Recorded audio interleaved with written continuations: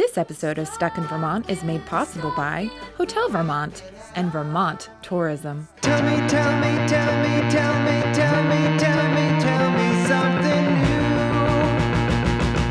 Welcome to Stuck in Vermont, brought to you by 7 Days. My name's Ava Solberger. We're here in beautiful downtown Winooski for the cocktail walk.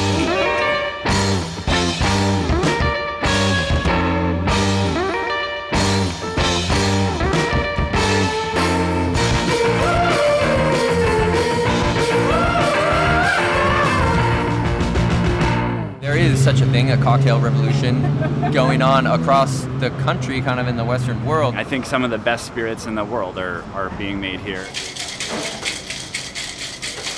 Cocktail Walk, this is the third year it's been happening, is a way to visit 3 different restaurants in downtown Burlington or Winooski, and you have a different Vermont-inspired cocktail at each place with a little bit of food, an appetizer, or a snack prepared by the chef to pair with that cocktail. It's a rum-inspired cocktail, so we added rum, some grapefruit juice, maple bitters, which are all flavors that go really well with rum. I feel the pickup, that's for sure.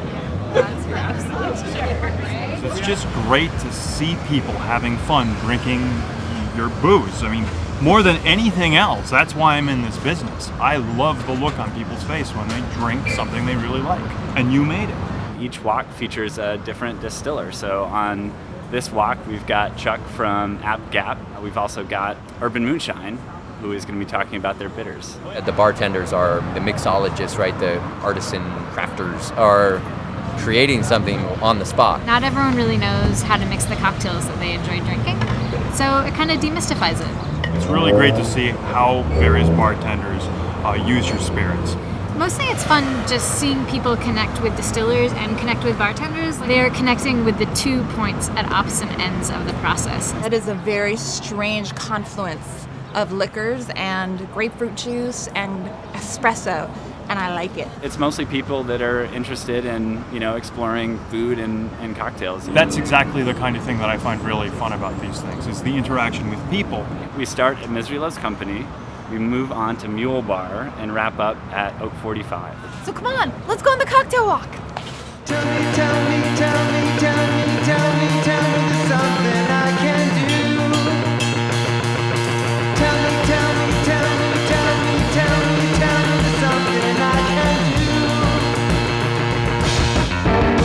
I'm going out of my mind.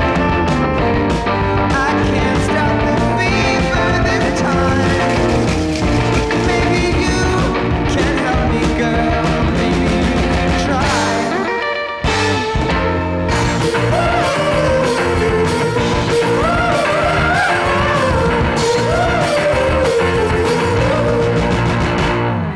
This is probably my favorite so far, with the charred lemon and the agave liqueur. Really refreshing, unique. We love lemon, so.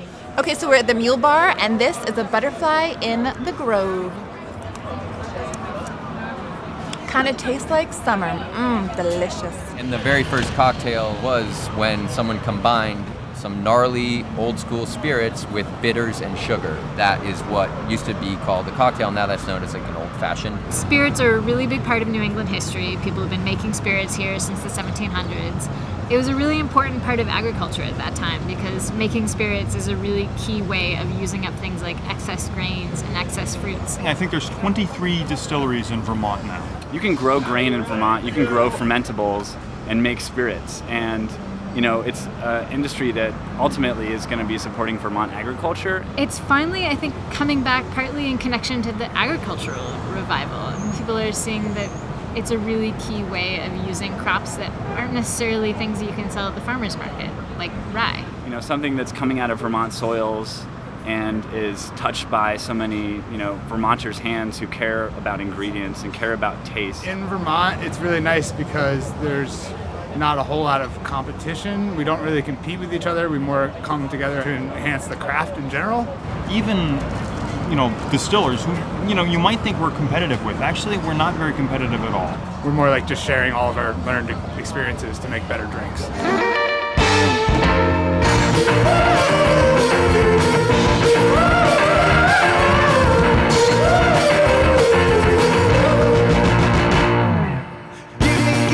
Give me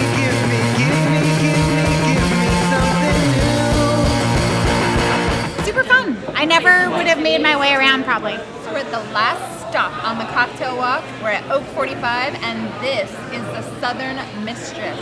The taste of the whiskey comes through, and I like the taste of that with the peach in there and some of the pineapple. There's grenadine in there, and then there's some heat from the jalapeno and that sort of vegetal taste. They were delicious. This one is definitely my favorite. A little jalapeno, a little spicy. I feel like I have more respect for what the bartenders are doing. You're not going to see this level of quality outside of like Brooklyn. I'm also, I think, more inclined to go out and buy some local stuff. Thank you all for coming. Cheers.